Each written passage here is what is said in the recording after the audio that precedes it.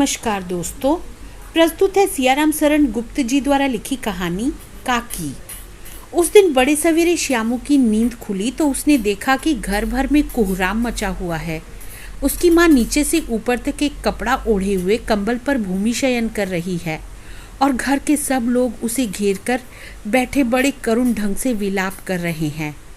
लोग जब उमा को शमशान ले जाने के लिए उठाकर ले जाने लगे तब श्यामू ने बड़ा उपद्रव मचाया। लोगों के हाथ से छूटकर वह उमा के ऊपर जा गिरा। बोला, काकी सो रही है, उन्हें इस तरह उठाकर कहाँ लिए जा रहे हो? मैं न जाने दूंगा। लोग बड़ी कठिनता से उसे हटा पाए। काकी के दाह संस्कार में उसे नहीं जाने दिया। एक दासी राम राम करके उसे घर पर ही संभाले रही। यद्यपि बुद्धिमान गुरुजनों ने उसे विश्वास दिलाया कि उसकी काकी उसके मामा के यहाँ गई है, परंतु असत्य के आवरण में सत्य बहुत समय तक छिपा न रह सका। आसपास के अबोध बालकों के मुंह से ही वह प्रकट हो गया।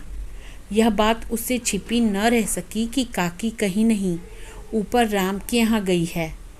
काकी के लिए कई दिन तक लगातार रोते रोते उसका रुदन तो क्रमशः शांत हो गया, परंतु शोक शांत न हो सका।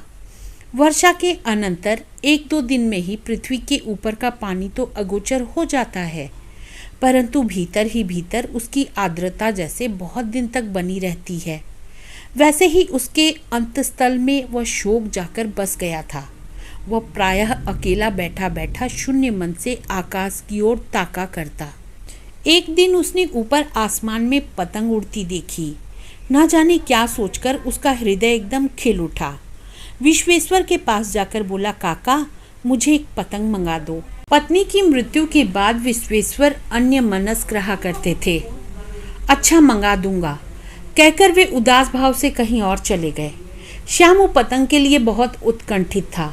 वह अपनी इच्छा किसी तरह रोक ना सका। एक जगह खूंटी पर विश्वेश्वर का कोट टंगा हुआ था। इधर उधर देखकर उसने एक स्टूल सरका कर रखा और ऊपर चढ़कर कोट की जेबें टटोली। उनमें से एक चवन्नी का आविष्कार करके वह तुरंत वहां से भाग गया। सुखिया दासी का लड़का भोला श्यामू का समवयस्क साथी था। श्यामू ने उसे चवन्नी देकर कहा, अपनी जीजी से कहकर गुपचुप एक पतंग और डोर मंगा दो। देखो खूब अकेले में लाना, कोई जान ना पाए। पतंग आई। एक अंधेरे घर में उसमें डोर बांधी जाने लगी। श्यामू ने धीरे से कहा, भोला किसी से ना कहो तो एक बात कहूँ? भोला ने सिर हिलाकर कहा, नहीं किसी से नहीं कहूँगा। श्यामू ने सिर हिलाकर कहा, मैं यह पतंग ऊपर राम के यहाँ भेजूँगा। इसे पकड़कर काकी नीचे उतरेंगी। मैं लिखना नहीं जानता, नहीं तो इस पर उनका नाम लिख देता। भोला श्यामू से अधिक समझदार था। उसने कहा, बात तो बहुत अच्छी है, परंतु एक कठिनता है। यह डोर पतली है, इसे पकड़कर काकी उतर नहीं सकती। इसके टूट जाने का डर है। पतंग में मोटी रस्सी हो तो सब ठीक हो जाएगा।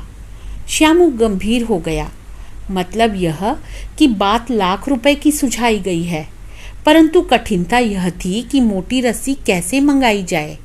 पास में दाम है नहीं, और घर के जो आदमी उसकी काकी को बिना दया मया के जला आए हैं वे उसे इस काम के लिए कुछ नहीं देंगे। उस दिन श्यामू को चिंता के मारे बड़ी रात तक नींद नहीं आई। पहले दिन की तरकीब से दूसरे दिन उसने विश्वेश्वर के कोट से 1 रुपया निकाला, ले जाकर भोला को दिया और बोला, देख भोला किसी को मालूम ना होने पाए, अच्छी अच्छी 2 रस्सियां मंगा दे। एक रस्सी औंची पड़ेगी। जवाहर भैया से मैं एक कागज पर काकी लिखवा लूँगा। नाम की चीट रहेगी तो पतंग उन्हीं के पास पहुँच जाएगी। 2 घंटे बाद प्रफुल्ल मन से श्यामू और भोला अंधेरी कोठरी में बैठे बैठे पतंग में रस्सी बांध रहे थे। अकस्मात शुभ कार्य में विघ्न की तरह उग्र रूप धारण किए हुए विश्वेश्वर वहाँ आ घुसे। भोला और श्यामू को धमकाकर बोले, तुमने हमारे कोट से रुपया निकाला है? भोला सकपकाकर एक ही डांट में मुखबिर हो गया। बोला, श्यामू भैया ने रस्सी और पतंग मंगाने के लिए निकाला था। विश्वेश्वर ने श्यामू को 2 तमाचे जड़कर कहा, चोरी सीख कर जेल जाएगा। अच्छा तुझे आज अच्छी तरह समझाता हूँ। यह कहकर फिर तमाचे जड़े और कान मलने के बाद पतंग फाड़ डाली। अब रस्सियों की ओर देखकर कहा, ये किसने मंगाई? भोला ने कहा, इन्होंने मंगाई थी। कहते थे इनसे पतंग तानकर काकी को राम के यहाँ से नीचे उतारेंगे। विश्वेश्वर हतबुद्धि होकर वहीं खड़े रह गए। उन्होंने फटी हुई पतंग उठाकर देखी। उस पर चिपके हुए कागज पर लिखा हुआ था काकी। तो दोस्तों, मुझे उम्मीद है आज की यह कहानी आपको पसंद आई होगी। अब मिलती हूँ अगली कहानी के साथ, तब तक के लिए अलविदा।